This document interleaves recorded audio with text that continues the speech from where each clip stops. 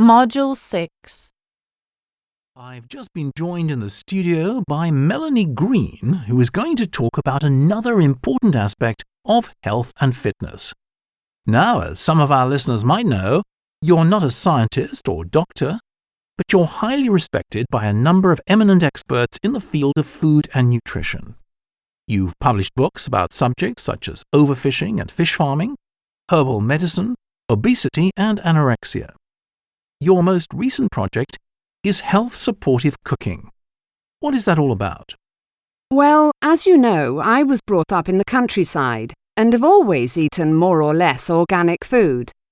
I've always been interested in the relationship between health and nutrition, and the idea that food and diet can help the body heal itself. This is not new.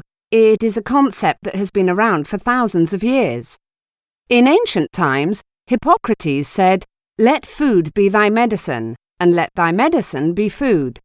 And even in more modern times, Thomas Edison believed that the doctor of the future will no longer treat the human frame with drugs, but rather will cure and prevent disease with nutrition.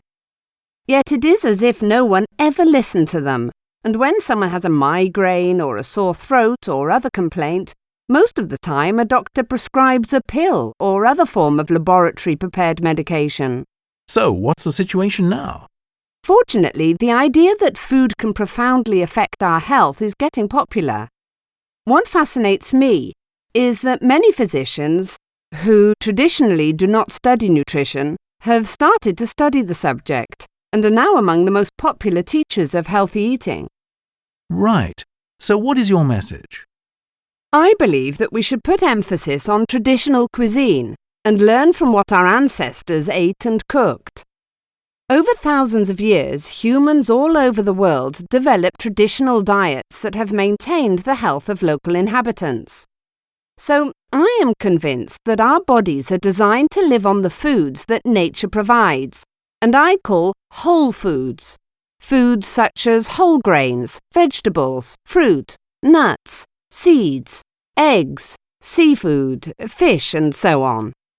The opposite of whole foods would be refined foods, containing white flour, white rice, sugar, and other processed substances. Nowadays, we consume large quantities of processed foods, which I'm not sure are supportive of health, whereas whole foods have been proven over hundreds of years. And you've spoken out strongly against GM food, right? Indeed, I've never liked it.